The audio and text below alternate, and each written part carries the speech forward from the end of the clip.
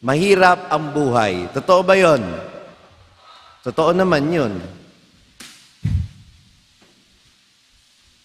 Kaya, para sa ibang tao, kapag sinabi ni Jesus na kung nais sino man na sumunod sa akin, kailangan niyang pasanin ng krus, literal na nagiging pabigat para sa kanila ang pananampalataya nating Katoliko. Kaya kahit yung mga simple at pinakapangunahin o basic na gampanin ng isang Katoliko, halimbawa na yung pagsisimba kapag araw ng linggo, para sa ibang Katoliko, pabigat din yan. Bakit naman ako sisimba pa kung pwede naman ako maghanap buhay na lang? Kasi mahirap ang buhay eh. O kaya, linggo na nga lang ang meron ako para magpahinga ako, makasama ang pamilya ko at makadalo ako sa mga okasyon, ipagkakait ko pa ba sa sarili ko? Maiintindihan na ng Diyos yan? Kaya, ang Eucharistia, ang tinapay ng buhay, ipinagpapalit sa mga okasyon at sa hanap buhay. Ang tanong, ganun ba talaga dapat yun?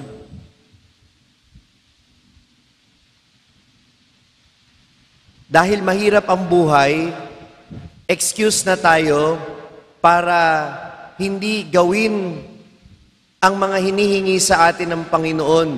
Yun man lamang makapagsimba ka, minsan sa isang linggo, at kapag ka mga araw ng pistang pangilin.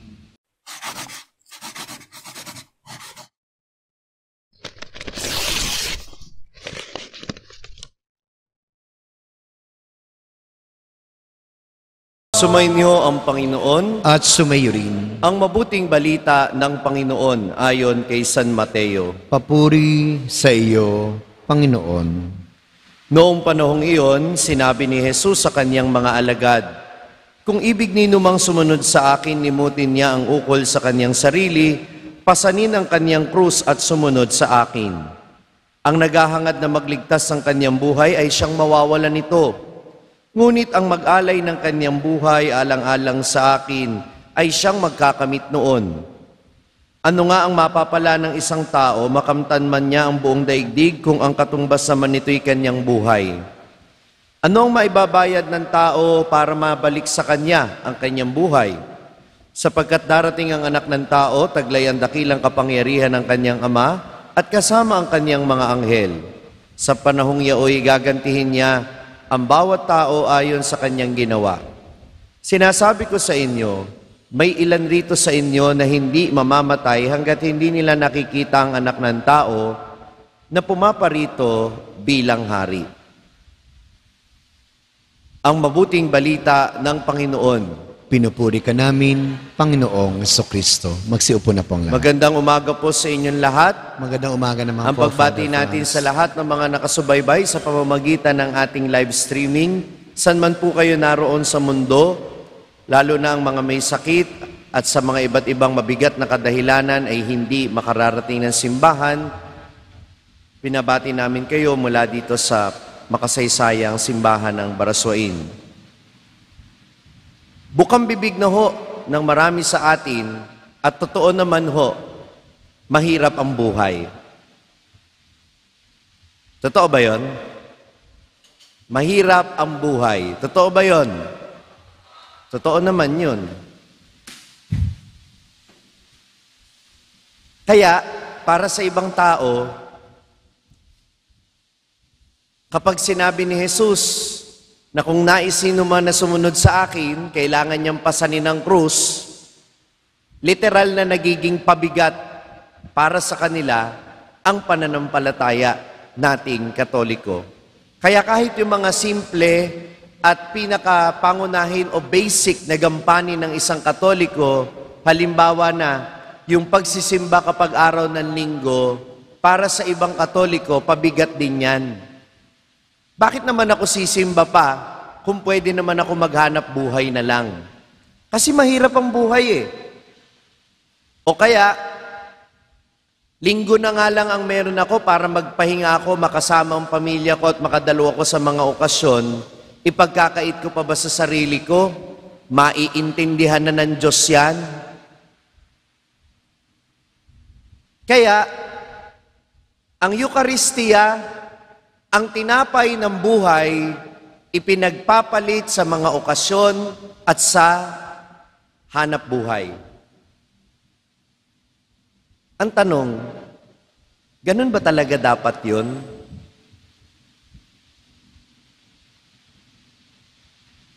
Dahil mahirap ang buhay, excuse na tayo para hindi gawin ang mga hinihingi sa atin ng Panginoon. Yun man lamang makapagsimba ka, minsan sa isang linggo, at kapag ka mga araw ng pistang pangilin.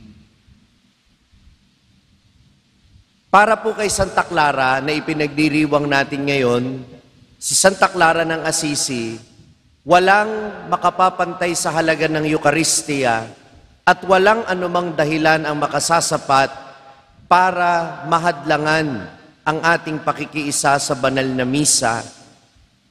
Bisperas ng Pasko noon, December 24, alam naman natin na yan ay isa sa mga pinakadakilang kapistahan sa ating simbahan. Yung misa sa gabi ng December 24 ay para sa anong kapistahan yon? Para sa kapanganakan ng ating Panginoong Hesukristo o Pasko. Alam nating mahalagang misa yon. Kaya nga Christmas ang tawag eh. Ang misa para sa kapanganakan ni Kristo, Christ Mass. Kaya isa yan sa mga pinakamahalaga. Gustong-gusto niyang magsimba. Meron lang problema, tanong niyo sa akin, ano? Meron po siyang mabigat na karamdaman ng araw na yon. Pero gustong-gusto niyang magsimba.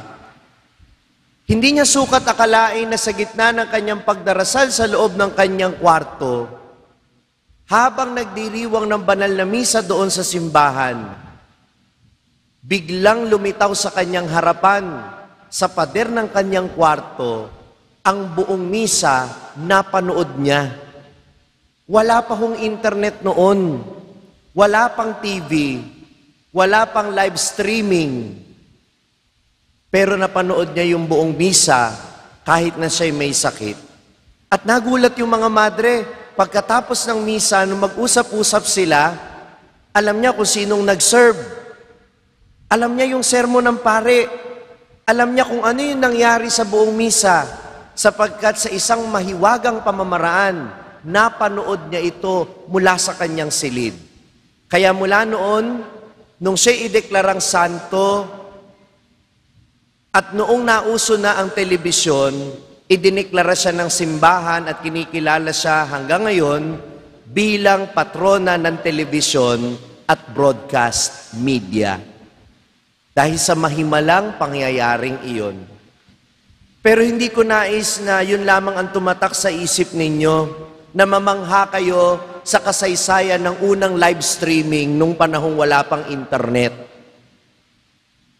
Ang gusto kong matatak sa isip nating lahat, lalo na sa mga nanonood ngayon ng live streaming, ay ito. Kaya nangyari ang himalang yon, kaya pinagpala si Santa Clara na maranasan ng hiwagang yon. Tanong niyo sa akin, bakit? Dahil sa kanyang hindi matawarang pagnanasa at paghahangad na makaisa ni Jesus sa banal na Eucharistia. It is the desire of Saint Clare to attend the Mass that made that miracle possible. Kasi gustong-gusto niyang dumalo sa banal na misa. Hindi kagaya ng mga nanonood ng live streaming na iba. Ginagawang panakiputas ang live streaming sa katamaran.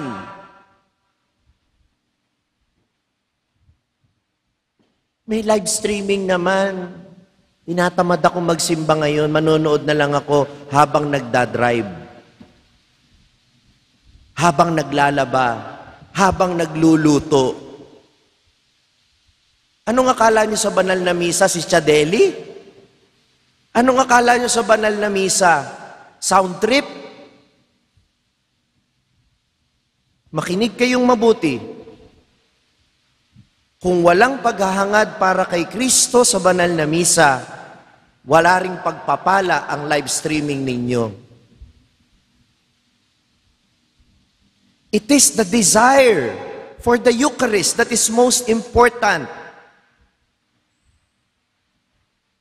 Hindi yung feel-good na feeling mo nakasimba ka dahil nakapag-live streaming ka. Hindi. Feeling mo lang yun. Huwag mong gawing excuse sa katamaran mo ang live streaming. Dahil ang live streaming hindi para sa mga tamad, ito'y para sa mga hindi makasimba dahil may sakit, inuusig o iba pang mabigat na kadahilanan. Nagkakaintindihan po ba tayo? Walang pagpapala kung walang paghahangad na makiisa kay Kristo sa banal na Eucharistia. Walang biyaya kung walang pagpapahalaga sa banal na misa. Kaya, sana, magkaroon tayo ng pagnanasa ni Santa Clara na kahit may sakit, kahit anuman ang sitwasyon natin sa buhay, hangarin pa rin natin na matanggap si Jesus sa banal na komunyon, sapagkat walang kapalit yung halaga ng banal na Eucharistia. Bakit hindi natin pinapahalagahan yung banal na misa? Tanong nyo sa akin, bakit? Kasi nakikita lang natin ito bilang obligasyon. Yung ibang mga Katoliko, yung misa, nakikita lang, kailangan ko kasing magsimba. Hindi. Para makita mo ang halaga ng misa, tingnan mo ito bilang pakikisa sa sakripisyo ni Kristo. Si Santa Clara, bakit mahalaga sa kanya ang misa? Sapagkat dito, lahat ng paghihirap niya ay ginagawa niyang kaisa ng paghihirap ni Jesus. Kaya nga sa banal na misa, nung sinasabi ng pari, "Pray, brethren, that my sacrifice and yours may be acceptable to God the Almighty Father." It is not only Jesus who makes sacrifice, everybody makes sacrifices, unites your sacrifice with the sacrifice of the Lord. Hindi lang si Kristo nagsasakripisyo. May sakripisyo kayo, may sakripisyo yung pari, at kapag tayo'y nagmisa, yung sakripisyo mo, yung sakripisyo ko, sakripisyo ni Kristo, nagiging isa, sabay-sabay inaalay sa Ama. Kaya hindi mo makikita ang misa bilang pabigat, hindi bilang obligasyon, kundi makita mo bilang pagkakataon na yung mga paghihirap na nararanasan mo ay ialay sa Panginoon. Sapagkat totoo, mahirap ang buhay, pero mas mahirap ang buhay kapag kay Jesus tayo'y mawawalay. Pero pag nakita mo na yung paghihirap mo'y kaisa ng paghihirap ni Kristo, kahit mahirap ang buhay, kayang-kaya nating itaguyod. Bakit? Pinalalakas tayo ng Panginoon na nagsasakripisyo sa bawat banal na misa. Kaya, para kay Santa Clara, anumang hirap na kanyang kusang yakapin, lahat ng ito'y kayang-kaya niyang indahin, sapagkat alam niyang lahat ng ito ay may kabuluhan, may pagpapalang katumbas sa Panginoon natin. Dahil kagaya ng sabi sa Ebanghelyo natin ngayon, ang sino mang naisumunod sa akin ay dapat na magpasa ng krus. Dapat dalhin ang kanyang mga paghihirap sa buhay bilang kaisa ko, bilang kaisa ni Kristo, sapagkat ito ang ibig sabihin ng kanyang pagiging tapat na alagad. Kaya sana, ngayong kapistahan ni Santa Clara, ang patrona ng telebisyon, ng mass media, ipagdasal din natin ang mga naglilingkod sa pamamagitan ng telebisyon, ng media, na sana hindi lang sa live streaming ng banal na misa, kundi sa mga palabas na napapanood natin sa telebisyon ngayon, sana'y matulungan ang mga tao na magkaroon ng pakikiisa kay Kristo. Sana ma-inspire yung mga tao na dalhin yung kanilang mga paghihirap sa buhay alang-alang sa Panginoon. Hindi yung kapag ka nanonood ka, lalo pang bumibigat ang loob mo. Diba? Sana ma-inspire yung mga tao na kapag nanonood sila o nakikinig sila sa radyo, imbis na lalong dumilim ang kanilang kalooban, ay magliwanag ito. Bakit? Sapagkat makakakita sila ng kahulugan na sa kabila ng hirap ng buhay, nariyan ang Panginoon na nagbibigay buhay, nagbibigay liwanag sa anumang ating pinagdadaanan at nagbibigay ng kahulugan sa anumang ating pinagdaraanang kahirapan. Santa Clara ng Assisi, ipanalangin mo kami. Kung na-bless ka ng pagninilay natin sa araw na ito, huwag mong kalimutang mag-subscribe sa page na ito at i-click ang bell button para manatiling updated sa tuwing nag-upload tayo ng mga pagninilay dito. At syempre, hindi pwedeng ikaw lang ang nabe-bless. Kung gusto mo ring mabless ang iyong mga kaibigan at mahal sa buhay, i-share ang link ng video na ito sa kanila. Ako po si Father Franz Dizon, ang content creator ng Sa Madaling Sabi na matatagpuan ninyo sa iba-ibang social media platforms. Pari ng Diocese ng Malolos at ngayon ay matatagpuan na rin po ninyo ang aking mga pagninilay sa #1 Catholic app in the world, ang Hallow. 400,000 po na Pilipino na ang nakasubscribe sa Hallow. Ano pang hinihintay ninyo? I-download na po ninyo ng libre ang Hallow app sa inyo pong Google Play Store o kaya naman ay Apple App Store. Magkita-kita po tayo hanggang sa aking susunod na pagninilay dito sa ating page, ang Sa Madaling Sabi.